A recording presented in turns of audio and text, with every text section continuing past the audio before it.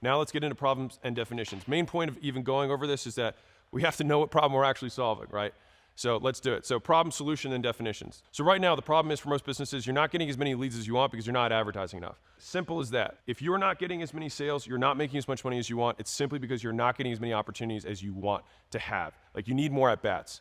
Okay, so that's the problem. Simple enough? Rock and roll. Solution: advertise more, advertise better, and advertise in new ways to get more leads, cheaper leads, better leads, reliably. So think from lots of places. So fundamentally, if you were able to get more leads for less money that were higher quality, and you could get them from lots of different places so you never needed to worry about one of them going away, would that make you feel better in your business?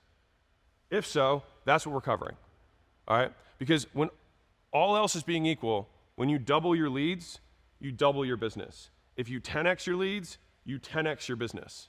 This is probably one of the strongest levers on growth that happens in a business. Most of the companies that come to us are like, how do I make more sales? How do I make more money? How do I get more people in the door? And this is what we're going over, all right? And that's what I'm gonna show you in this training. So if you're new, this is the accompanying textbook that goes with this. And if you came here from the textbook, then obviously you know that, all right? But if you are coming here first time online or from some social media or whatever, there is a book that's an accompanying textbook that goes through this. If you like holding it, we have Audible, we have Kindle versions of it as well, so you can go check those out. And yeah, go grab them if you want. I think the Kindle's $2.99, which is the cheapest. Whatever it is, Amazon changes the price, but it's the cheapest they will let me sell it for digital, all right? And we also have the Audible on there, and if you don't have, I think, whatever the minimum Audible price is that they allow us to list it for, I have it released on my podcast, which is The Game, so you can listen to it for free there, all right? You just have to find the episodes where we intermix them so I don't, burn my audience out with just a book, all right? Okay, so, and if you're wondering why all this stuff is free, the audio or the podcast, and I say free, it's really just whatever cost the platform will let me put it on. Take it up with Jeffy B. He won't let me put it on there for free. Maybe we can get him to. But my business model is simple, all right? One is provide better free products than the marketplace's paid products. Two, earn the trust of entrepreneurs who make over $1 million a year in profit. To three, then invest in those entrepreneurs to fast track their growth and then help everyone else for free for good. That's the game plan. That's what we're trying to do, all right? So if you're wondering how it works, that's what it is, all right? So I make my money buying, not selling stuff, all right? So I can make more money finding good companies that I can help than selling courses, workshops, coaching, etc.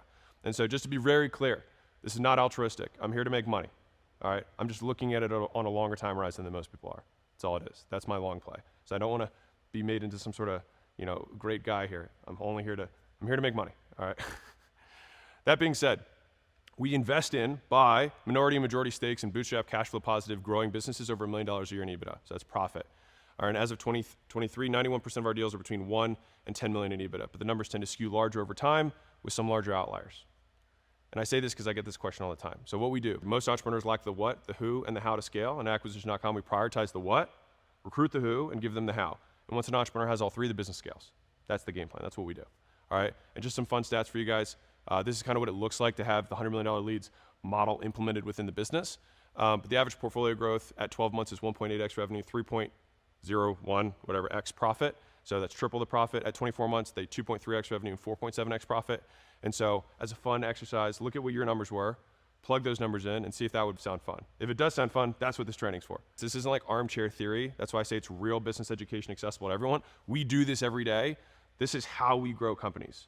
And we're just documenting it for everybody else, all right? And so my hope is that this has worked for me, and I hope it works even better for you. Boom, that's the solution. So let's get into definitions. So what's a lead anyways, right? The whole book's called $100 Million Leads. What is a lead? And my good friend, Dr. Kashi, who's the editor of the book, asked me this 2 years ago and was like, you want to write a book about leads? What's a lead?